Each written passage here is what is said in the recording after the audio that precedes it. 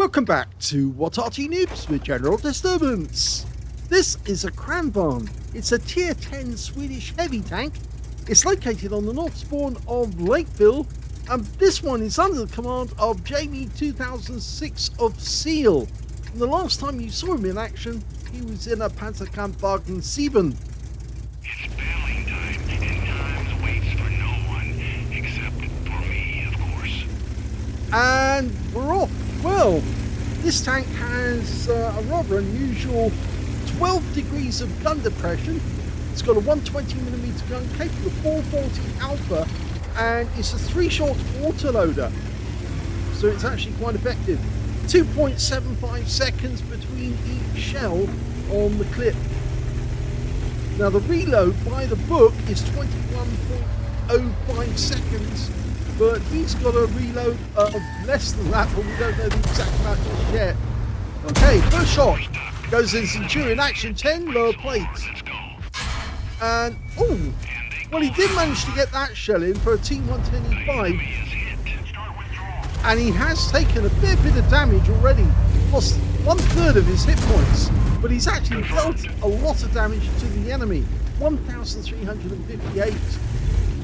And of course he's spotting for his team as well at this pass. Now this is exactly the sort of tank that should go up the valley, mainly because it does have that 12 degrees gun depression. Very effective at getting shots on enemy tanks. There you go. 60 TP takes one lower plate, and again, using the heat ammo, decided not to shoot there, but oh, bounced around. It's got a very strong front plate. Now he's still waiting. There you go, right into the E5, and he's out the game. So 2,500 hit points of damage, and it's not quite 2 minutes up already. Now I think you can see now that the reload time 22.44 he's got, which is actually slightly longer than the standard reload 21.05. Goes to the lower plate of the 60 TP, gets one in. Can see an E4 in the background, but decides not to shoot that one. You can see a Centurion Action 10 who's a one shot, and I think he might take a shot of that E4. He's just trying to position himself well. There's two Arty on the enemy team. It doesn't appear that the enemy is actually stuck around to shoot at our guys. Or the Arty's stuck around rather. And oh, he's tempting that E4 to shoot at him. But of course, because of the way he's positioned, he's blocking any shots. The E4 had difficulty trying to get through the armor. He popped the Centurion Action 10 with just one round, and now he's put one into the E4.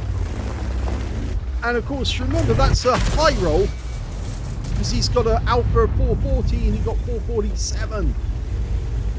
Now it's still going to take at least 3 rounds to take out the 60 TP just the other side of the center line, and a lot more than that to get into the E4. Okay, first one goes in and he gets a high roll again. He's forcing that 60 TP back and pumps one into the cupola, and there's nobody down there to shoot at him when he was over the edge. But now one of our teammates gone forward. The E3 has pushed forward. We're looking to get a shot in on the E4. Yep, and we get one through the cupola, the weak cupola. He's now in reload, but he's decided to push ahead. Of course, he's got the Jag Tiger 2, or the Jag Panzer rather, to protect him. And in fact, he's even gone past the Leopard and the E3. Okay, the E4, only one shot necessary. Thank you very much. Go for the, yeah, got it. Went for the cupola, got it this time. Well, he got it last time. Okay, the Concept 5 is being dealt with. Our teammates will go after him. The Leopard 1's gone after him. If he pokes his head out or try and put rounds in, we're not fully loaded yet, but he doesn't know that. In fact, it looked for a second as if he was tracked, but that's down to that that wheeled configuration, with Concept 5 being a wheeled vehicle, a wheeled medium. Oh, he got one in, was just as the guy went past. He does it again. I think he might try again. You can tell the enemy Arty is over by the town and shooting back at us. Hello, Mr. Concept. Oh, no, that one went ahead of the machine gun ball. And the Concept's gone down, so he popped the reload.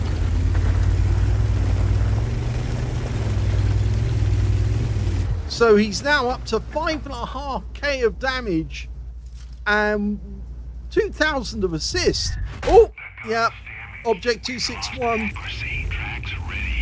And that one hit the top of his turret as well. But he's going to take out the 261 with 2 shots. And there you go. So that's his 4th kill of the game. There's an FV4005 over there, but he's actually behind a rock at the moment, so we can't get at him. But he'll have to poke out to shoot. Oh, and he's gone. So now we are motoring, and of course they've still got one Arty, still that Object 261, and we're going to use our Jagdpanzer as cover. Okay, they've got a T100 LT. We have to take him out if we want to maintain our ability to stay hidden. And he's decided he's not going to do that from here. He's going to have to get closer. Oh, we lost the Jagdpanzer to their 261. Yeah, he stayed out too long and he'd taken too much damage. We might get a shot at their strip. Yes, we can. And he pops that guy, or did he? No, he got the spotting. He didn't get the kill, but now the T100 is toast. 261 still trying to kill us as the T100 tries to escape. And we pump another one in, but we didn't get that last one. We tracked him, we didn't kill him. So we're using the wreck for cover. The 261's gone down to our Arty. Our Object 261 got him. And now the T100 is a one-shot. There's only 3 enemy left. The T100 is the lightest of them. Hello, Mr. T100. We're still not loaded. So we got 1 hit from him, but it's blocked. And... oh. Well, can we get a shell?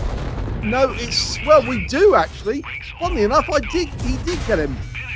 And he got one into the IS-7 as well. He's still got 1 shell left. But he's down to just 68 hit points after that IS-7. So he does need to get some cover. Only 2 heavy tanks left on the enemy team. There's the other one. So he can't go around the corner because it's a mouse. But he is a one-shot if we can get the shell in the right spot.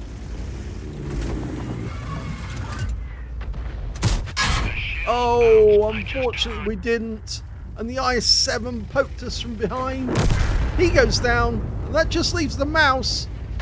And he gets hit by the Arty, so it's now down to the Progetto 65 to take him out. And of course, the last shot coming in from the Arty, and I think he might have 3 shots. That was the 261 as well, I think. So they're all having a pop at this mouse. And now he can literally just jump on him and take him out that way, but he doesn't need to because the Gorilla 15 gets the kill.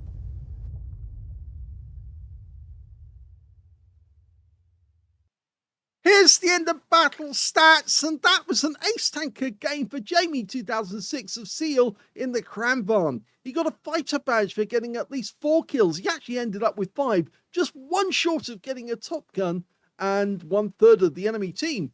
He also got a spotter badge for spotting at least 1,000 hit points of damage, a duelist for taking down 2 tanks who damaged him, 5 for effect for doing more damage than the hit points for his own vehicle, and a bruiser medal for getting at least 5 critical hits in that game. He managed to get 6. He also picked up the high caliber for dealing the most damage in the game, and a patrol duty for being the only one spotting 6 enemy tanks whilst they were being damaged. And that happened when he was up at the pass, and he was the only one looking over the edge and seeing the enemy behind. The win rate on that one, 12,639 super unicum and a lot more. Let's have a look at team score. Well, the highest damage was 7,322 hit points, followed by the mouse, who got 4,532, followed by the FV4005 on the enemy team, the Heshbarn, who got 3,367. When it came to kills, he got the highest number of those, 5 kills. 4 kills went to the IS-7, and of course it was the IS-7 that killed him in the end. 3 kills went to the Gorilla 15 on our team, and the Mouse on the enemy team. And when it came to base XP, he got that one. In fact, he was the only player to get over 1,000 base. He got 1,560, Jamie did, and 888 went to the Progetto 65, and 815 went to the E3, which means he got the top in all 3 columns in that game. He fired 24 rounds, 21 direct hits in this one, and 20 penetrations. 7,322 hit points of damage, all of it done at close range. 12 hits received from the enemy, 5 of them penetrated, 5 non-penetrations, and 4 hits by way of splashes as well, mostly from that Object 261. In fact, yes, the enemy had 2 Object 261s. One got a little too close and was taken out fairly easily. The other one at the back, he was really letting loose. 2,680 hit points of damage blocked by armor. 5 enemy vehicles spotted, 8 enemy vehicles damaged, 5 killed, and he got 4,250 hit points of spotting assist during the game. On a premium count, he actually made a profit of 28,961 credits, and that included a 30,000 mission completion bonus.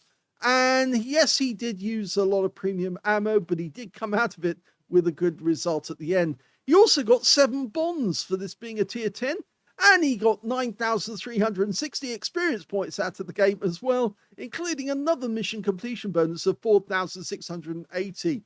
So yes, you can work the valley with a tank that's got good gun depression. And this one does, because it's got 12 degrees of gun depression. It can work that ridgeline very, very heavily indeed. In fact, he was getting shots on enemy tanks, and his teammates probably thought it would be best for him to pull back so they could get a chance to shoot at the enemy. But it was actually in his benefit to actually stay right up at that line. And every time the enemy tried to poke up and see where our guys were, he was getting shots onto their lower plates, and that was the benefit.